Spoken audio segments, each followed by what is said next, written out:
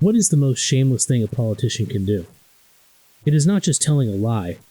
It is wrapping that lie in an American flag. It is posing for a photo with a soldier and then turning your back the moment the cameras are off. Today, we are looking closely at this exact performance.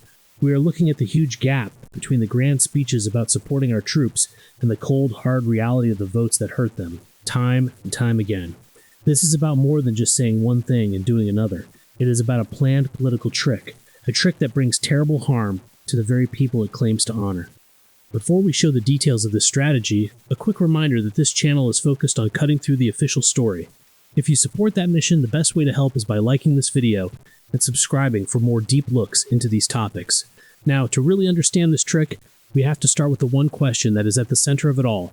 Why do so many veterans lean Republican? It is a question that really bothers me. Not because I do not know the answer, but because I hate the answer I keep finding. The answer is a trick. A carefully made and very effective piece of political theater. Republicans, for generations, have mastered the art of costume patriotism. They wrap themselves in the flag like a stage prop, they pose with veterans when the cameras are on, and then, when the lights go out, they vote against their care, their families, their futures. They love the photo, not the promise. They love the salute, not the sacrifice. They love the image of the soldier, not the human being who comes home broken and unseen. And if you want to see this trick in real time, you do not have to look far. Right now, members of the United States Navy are on duty. They are working to protect this country. And because of a government shutdown, they are not being paid. They are required to work for free. While Republican politicians make promises and give speeches, military families are the ones worrying about food, about rent, about their future. That is not love. It is fear dressed up as patriotism. This is not a new playbook. It is a tired, old tradition. Richard Nixon promised to end Vietnam, but he dragged it out, he expanded it, because he was too afraid of looking weak. Hundreds of thousands died for the image of him. George W. Bush sent us to Afghanistan to kill bin Laden, and then left that mission halfway through to chase a lie in Iraq. It was blood for headlines. And when our wounded came home, they waited years to see a doctor.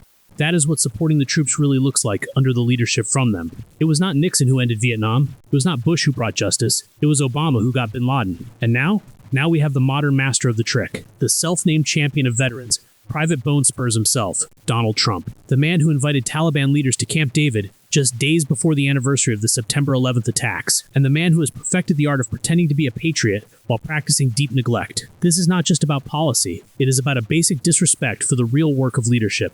According to Politico, in one 5-month stretch of the administration, Trump has attended only 12 daily intelligence briefings.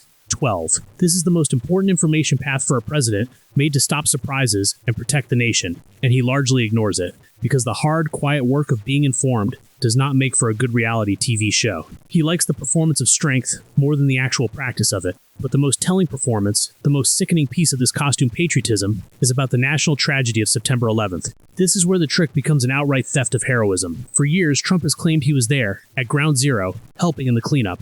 During a 2016 campaign speech, he said, "I was there and I watched and I helped." But the people who were actually there, the real heroes, tell a very different story. Richard Alves was a New York Fire Department battalion chief at Ground Zero for months. He told PolitiFact he had no knowledge of his being down there. There is no evidence, no proof. He simply took the courage from others and wore it like a costume. And this brings us to the crown jewel of the legacy he made up, the lie he loves to tell the most, the one where he, the great forward thinker, warned the world about Osama bin Laden before anyone else. And this is where the story gets truly absurd. Because just recently, as CNN reported on October 6th, 2025, he told this lie again.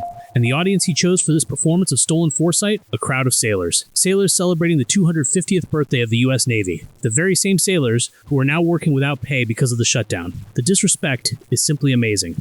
Trump falsely claims that his pre-9/11 book warned about Osama bin Laden again. He has been proven wrong for years, and he does it again, to their faces. The claim from Trump is false. The book from him in 2000 contained a quick mention about bin Laden. The story from him about the warning from the book was fully proven false in 2015. This is not an opinion, it is a settled fact. The book from him, written by Dave Shiflett, made one single passing mention of bin Laden. That is all. Instead of one looming crisis hanging over us, we face a confusing series of smaller crises. One day we are told that a shadowy figure with no fixed address named Osama bin Laden is public enemy number one. He escapes back under some rock, and a few news cycles later it is on to a new enemy and new crisis. At the time, every national security expert was warning about major terror attacks. Bin Laden was already a known public enemy. The Tangerine Tyrant was not a prophet, he was just reading the newspaper. Yet he stood before those sailors, those unpaid service members, and said, quote, And I said, you have got to watch Osama bin Laden. And the fake news would never let me get away with that statement unless it was true. People do not give Trump credit for the warning from the book about bin Laden because he was repeating what was in the newspaper. Let us be fair, someone probably read it to him. It does not exist. The patriotism is a costume. The foresight is a lie. The respect for the military is a performance. And the sailors in that audience, the ones who clapped politely while their own financial security was at risk, they are the victims of this grand, shameless trick. So we go back to the original question.